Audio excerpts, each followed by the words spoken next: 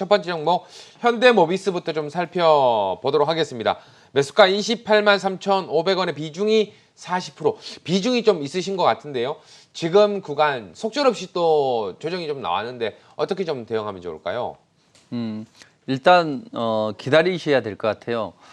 현대모비스가 움직이려면 현대그룹의 지배구조 변화과 관련해서 이 현대모비스의 존재감이 좀 부각이 돼야 되는데, 사실 제가 현대차 그룹 관련주들을 몇 종목 말씀드렸지만 그중에서 가장 혜택이 안 될 게 현대모비스라고 말씀드렸어요. 그 이유는 자기 자신의 AS 사업 부분이나 모듈 사업 부분, 중요한 부분을 혹시라도 글로벌 시대에 띄어질 수 있겠다, 이런 우려감 때문에 주가는 그닥 강한 움직임이 나오지는 않아요. 다만 지금은 바닥권에 좀 가까워지고 있다. 그래서 비중이 한 40%인데 지금은 어쩔 수 없이 좀 기다려야 되겠죠. 전 종목이 빠지니까. 다만 지금은 이게 주봉 차트인데 보시면 이 장기 평선의 지지 라인이 확보가 되는 국면이에요. 그래서 추세적으로 완전히 꺾인 건 아니고 지금 시장 흐름 때문에 조정을 받고 있다. 그러니까 이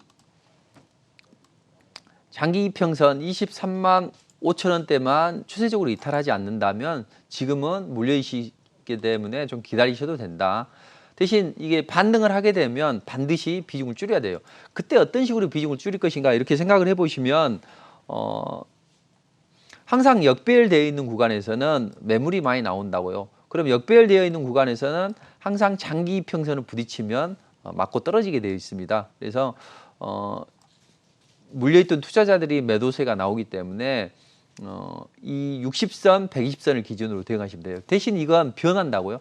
사랑도 변하듯이 주가도 이렇게 변한다고요. 그러면 이 주가는 이 정도 내려올 거예요. 그러니까 현재 가격을 찍어보지 마시고 반등다운 반등이 나올 때 그때 일단은 60선하고 120선을 기준으로 해서 반등 시에 한 좀 절반 이상은 좀 줄여주시는 전략을 권해드리도록 하겠습니다. 네, 계속해서 두 번째 종목은 제넥신 종목이 들어와 있네요. 매수가 14만 원에 비중은 30%. 매수가가 상당히 또 높게 잡혀 있어서 손실폭이 좀 더 크신 것 같습니다. 최근 들어서 조정이 좀 나오고 있는데 바닥이 언제쯤 잡힐지 저 역시도 좀 고민이 되네요. 백신 개발사 중에서 가장 저평가되어 있다, 뭐 이런 생각은 되는데, 그렇다 하더라도 저평가되어 있다는 것하고 주가가 올라간다는 것하고는 다릅니다. 지금 많이 빠졌기 때문에 저평가되어 있다고 보여지는 것이고, 뭐 장기 이평선을 보면 월봉상에서 일단 7만 5천 원대에서는 지지 라인을 확보할 수 있어요. 그러나 이 종목이 백신이 어떤 긍정적으로 작용을 해야만 올라갈 수 있는데 시간은 좀 필요하겠다. 대신 지금은 반등을 하면 일단 한 전의 고점 정도, 한 9만 5천 원 정도만 올라오면 일단은 비중을 3분의 1이라도 좀 줄이고 보자. 왜냐하면 분명히 저평가 기대감은 있어요. 백신에 대한 기대감도 있고. 그러나 제대로 이 기대감이 있을 때 제대로 한번 안 올라갔다고요, 최근에. 그래서 반등하면 비중을 좀 줄여주는 전략을 권해드리도록 하겠습니다. 네, 계속해서 다음 종목은 포스코 인터내셔널이 되겠습니다. 자, 매수가는 2만 4천 원에 비중이 20%라고 하는데요. 일단 뭐 최근 조정이 좀 나올 때 들어가신 게 아닌가라는 생각도 살짝 드는데, 이것도 단기적으로 낙폭이 또 깊게 나오다 보니까 지금 손실 구간으로 접어드신 것 같습니다. 어떻게 대응하는 것이 좋을까요? 최근에 뭐 전 종목이 좋지 않습니다. 특히 외국인들의 수급이 좋지 않아요. 그래서 포스코 인터내셔널이 외국인들 수급 꼬이면서 좀 조정을 받는데, 자, 이렇게 좀 어중간한 자리에서 나왔을 때는 항상 큰 흐름을 보시는 게 좋아요. 월봉 흐름을 보시면 역시 일시적인 전고점 돌파 위에 눌림목을 주는 구간이거든요. 그럼 이 61선까지는 눌러줄 수 있다. 그럼 이 15,000원, 16,000원대만 지지하면 됩니다. 그래서 조정을 좀 받았기 때문에 일단 지금은 좀 기다려보는 게 좋다. 19,000원 정도. 19,000원만 이탈하지 않으면 일단 저점을 찍고 반등이 나오고 그 다음에 21선에 안착해서 반등이 나올 겁니다. 그러니까 저점은 잡혔는데 저점은 조만간 잡힐 텐데 그렇다고 해서 반등이 나오는 건 아니에요. 그럼 24,000원이면 이 정도 되죠. 그럼 24,000원이면 만약에 중간에 반등이 좀 나온다면 비중을 좀 줄여주시는 게 좋을 것 같아요. 바로 올라갈 수 있는 게 아니기 때문에. 그래서 19,000원을 이탈하지 않는 범위 내에서 기다리시다가 반등이 나오면 일단 뭐 매수가 근처 올라오면 비중을 뭐 3분의 1이나 절반 정도는 줄여주시는 전략이 좋겠습니다. 네. 자, 계속해서 다음 문자는 LG이노텍이 들어와 있습니다. 매수가 22만 9,500원의 비중은 10%라고 하는데요. 역시나 최근에 밀려 내려오면서 지금 구간에서 어떻게 좀 대응을 해야 될지 고민이 되실 것 같습니다. 어떻게 좀 대응하면 좋을까요? 저 뭐 최근에 실적은 양호하고 네. 뭐 고객사의 5G 침투율은 좋다. 그래서 너무 빠지는 거 아니냐 이런 이야기가 나오고 있긴 한데 주가도 많이 빠져서 지지 라인을 확보하는 자리이긴 합니다. 그래서 일단은 좀 기다리시라. 대신 반등을 하면 이 종목은 한 21만 원대, 뭐 22만 원대 올라오면 일단은 좀 쉬었다 갈 수가 있어요. 그러니까 여기서 좀 기다리셨다가 반등이 나오면 한 21선 언저리까지 올라오면 비중을 좀 줄였다가 그 다음에 다시 안정이 되면 매수를 권해드리도록 하겠습니다. 네, 이렇게 해서 문자 상담해 드렸고요. 계속해서 전화 상담 한번 이어가 보도록 하겠습니다. 여보세요? 네, 반갑습니다. 네, 안녕하세요. 반갑습니다. 네, 일단 힘든 시장인데 어떤 종목 때문에 이렇게 연락 주셨을까요? 예, 부강약품 19,000에 90% 비중을 갖고 있습니다. 부강약품을 19,000원에 비중을 90%, 19,000원이면 어제 들어가신 게 아닌가라는 생각도 살짝 들고요. 예, 그렇습니다. 네, 일단 비중 90%면은 웬만큼 좀 확신을 가지고 좀 들어가신 것 같은데 어떤 점이 예. 좀 많이 궁금하실까요? 바닥근이고 이제 경구 치료제고. 네. 근데 이게 어떻게 될지 여기 좀 궁금하네요. 뭐 우리가 방송에서도 계속 얘기하고 우리 송 대표님도 조금 전 뭐 경구형 치료제에 대해서도 백신에 대해서 좀 생각을 해봐야 된다 이렇게 또 얘기를 했었는데 그 부분에 대해서 저희가 상담 좀 해드리도록 할 테니까요. 잠시만 기다려주시기 바랍니다. 네, 고맙습니다. 자, 일단 부강약품 뉴스가 좀 나오면서 금요일 날 윗꼬리는 달았지만 상승 흐름이 좀 나왔거든요. 거래량 좀 터지는 모습이 보여졌었는데 어떻게 좀 대응하는 것이 좋을까요? 아주 좋지는 않아요. 왜냐하면 그 경구용 치료제 레보비르의 임상 2상 탑라인 결과를 발표한다.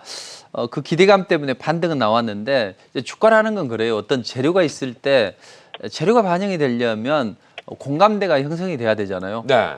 우리 MC와 저의 공감대가 형성이 돼야 또 방송도 잘 진행이 되듯이 어떤 공감대가 형성이 돼야 되는데 시장 참여자들의 공감대는 형성이 안 되는 구간이에요. 그러니까 고점에 올라가면 이렇게 밀린다는 거죠. 그래서 지금 이 부강약품 분명히 그 기대감은 있고 낙폭 과대에 대한 반발 매수세가 들어올 수 있는 구간이에요. 그러나 이게 추세를 타고 올라가는 거 아니에요. 만약에 준비가 된 자리에서 시장 참여자들이 누구나 올라가 이런 공감대가 형성이 됐다면 강하게 올라갈 수 있는데 그런 자리는 아니기 때문에 역배열이 되어 있다고 항상 말씀드렸죠. 역배열이 되어 있다는 것은 우리 투자자들이 성격 좀 급한 분들은 조금만 올라오면 일단 매도를 하려고 해요. 사람은 이 리스크도 회피하려고 하지만 이 안 좋은 기분, 이 불안감을 항상 해소를 하려고 하거든요. 그러니까 역배열되어 있어서 내가 얼마에 샀는데 지금 주가가 이만큼 빠졌어. 역배열이 되어 있다는 것은 다들 물려 있다는 이야기잖아요. 그러니까 121선에서 반등이 나오면서 이렇게 고점에서 밀렸죠. 그러니까 항상 역배열되어 있을 때는 장기 이평선을 돌파하면 비중을 줄여주는 게 좋다. 그럼 지금은 이제 90% 두고 있는데 어쩌란 말이냐. 이런 이야기를 하실 수 있죠. 자, 그렇다면 지금은 비중이 너무 많기 때문에 어쨌든 반등할 때는 비중을 줄여야 된다. 그럼 이게 급락이 나왔고 만약에 상승이 나오려면 다음 주 수요일 날은 무조건 상승이 나와야 됩니다. 월요일, 화요일은 쉬어가도 돼요. 그러니까 월요일, 화요일 쉬었다가 수요일 날 반등이 나오는가를 잘 봐요. 그리고 안 나오면 비중을 일단 줄이는 게 좋아요. 왜냐하면 이렇게 한번 양봉이 생겼을 때는 3일 안에 상승이 나와야 돼요. 우리가 바다에 빠져서 에어 포켓이 있는데 72시간 내에 구조 못하면 또 어렵게 되잖아요. 그것처럼 지금 저점은 잡히고 있지만 좋은 상황은 아니다. 그럼 수요일까지 기다려보고 반등이 세게 안 나오면 비중을 좀 줄여주시고 잘 나오면 그래도 조금 더 지켜보는 전략. 전고점 한 23,000원대까지 좀 기다려보는 전략 보내드리도록 하겠습니다. 네, 비중이 좀 많으시기 때문에 전략 좀 잘 세워서 좋은 결과 있길 바라겠습니다. 고맙습니다. 자, 다음 전화 연결하겠습니다. 여보세요? 네, 안녕하십니까. 네, 안녕하세요. 반갑습니다. 네, 네, 어떤 종목 때문에 이렇게 전화 주신 걸까요? 대한해운요. 대한해운. 네, 매수가 비중 알려주세요. 네, 3,200원에 30%요. 3,200원의 비중은 30%. 네네. 뭐 이번 달 조정이 좀 나오기 직전에 좀 들어가신 게 아닌가라는 생각이 드는데 어떤 점이 좀 궁금하실까요? 네, 앞으로 그 목표가하고 손절까지만 알려주세요. 목표가가 좀 많이 궁금하시다. 예. 손절까지 그렇고요. 손절 라인이랑 이 네네. 부분에 대해서 전략 잡아드릴 테니까 잠시만 기다려 주시기 바랍니다. 네, 네네. 고맙습니다. 자, 운임비 사상 최고치다 뭐 이런 이야기들 좀 나오면서 너무나 또 가파른 상승세를 보여줬던 종목들이 좀 있었는데 대한해운 상승 흐름 나온 이후에 지금은 좀 쉬어가는 분위기입니다. 어떻게 좀 대응해야 될까요? 네, 그렇죠. 뭐 BDI 지수나 상하이 컨테이너 운임 지수 이런 해운 지표들이 좋아졌고 4분기 때 실적이 더 좋아질 것이다. 이런 기대감은 있어요. 다만 이미 그게 선반영이 됐다는 이야기죠. 그래서 일단 선반영이 돼서 해운주들이 강한 상승 구간이 아니고 지금 눌림목을 주는 구간이기 때문에 호재가 크게 작용을 하지 않아요. 자, 이런 구간에서는 일단 비중을 좀 줄이는 전략이 좋은데 지금 현재 대한해운은 좀 많이 좀 왔습니다. 이게 주봉인데 주봉 60주선에 지지가 되는 구간이에요. 근데 일단 시장이 안정이 돼야 되고 반등이 나오면 일단 좀 기다려 보세요. 그리고 지금 21선이 파란 굵은 선인데 어느 정도 내려왔죠. 항상 주가가 급락을 하면 세 가지 조정을 받아야 돼요. 먼저 여기서 급락이 나와서 가격 조정을 먼저 받습니다. 그리고 기간 조정을 쭉 받아요. 21선이 파란 굵은 선 이제 여기 있죠. 근데 기간이 지나면서 횡보하면서 21선이 안착이 나온다고요. 그 다음에 반등이 나오게 되어 있어요. 그러니까 가격 조정, 기간 조정, 거래 조정 받아야 되는데 가격 조정은 많이 받았다. 기간 조정 받기를 좀 기다렸다가 그 다음에 반등이 나올 때 그때를 이용해서 비중을 줄이자. 그럼 반등은 어떻게 줄이는 게 좋냐? 딱 두 가지만 생각하시면 돼요.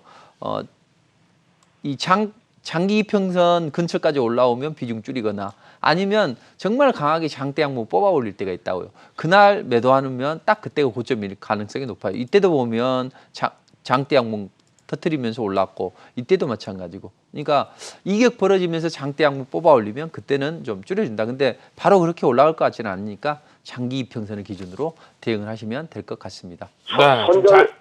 손절가는 얼마입니까? 손절가는 일단 2,500원만 이탈하지 않으면 될 것 같습니다. 그래서 2,500원을 이탈하지 않는 범위 내에서 보시고 좀 기다렸다가 반등 시에 비중을 줄이는 전략을 권해드리도록 하겠습니다.